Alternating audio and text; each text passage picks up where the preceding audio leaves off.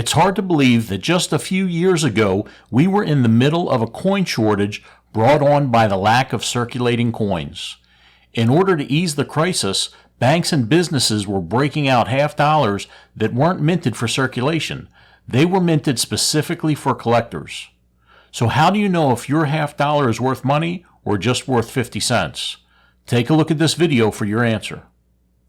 Because of the coin shortage a few years back, there's an increased likelihood that you still might receive half dollars for change instead of getting 2 quarters. Since 2002, half dollars haven't been minted for circulation, so if you're young enough, you may have never even seen a half dollar before. A half dollar is generally only worth 50 cents, but there are some things you need to know about half dollars so you don't miss a more valuable coin. There have been many different half dollar designs through the centuries. Here are some examples of them, courtesy of PCGS.com. From 1794 to 1795, flowing hair half dollars were minted. 1796 to 1807 were the years for the draped bust. 1807 to 1839, capped bust half dollars were minted. 1939 to 1891, the Liberty seated half dollar was minted.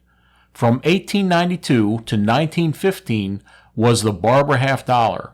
From 1916 to 1947, the Walking Liberty half dollar was minted.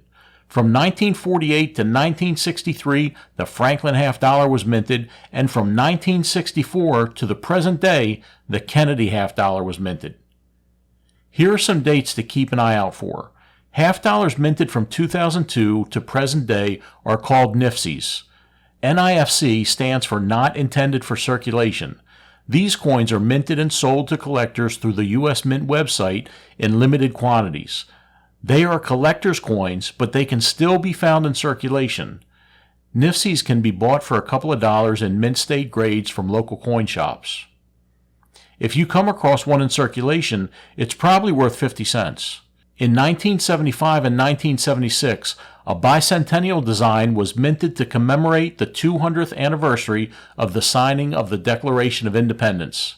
Even though this design is different from most designs you'll see, it's very common and only worth face value unless you're lucky enough to find one that's graded really high. If you come across a 1976 half dollar minted in San Francisco, make sure you hang on to it because it's 40% silver. Even in lower grades, it's still worth its weight in silver. Kennedy half dollars minted from 1964 to 1970 are extra special and always worth more than face value because they contain silver. If your half dollar is dated from 1965 to 1970, the half dollar is 40% silver and it could be worth about $3 depending on the current value of silver. If it's dated 1964, it's 90% silver and could be worth over $7 depending on the current value of silver. Prior to 1964, Franklin half dollars were minted. These are no longer minted and definitely worth keeping.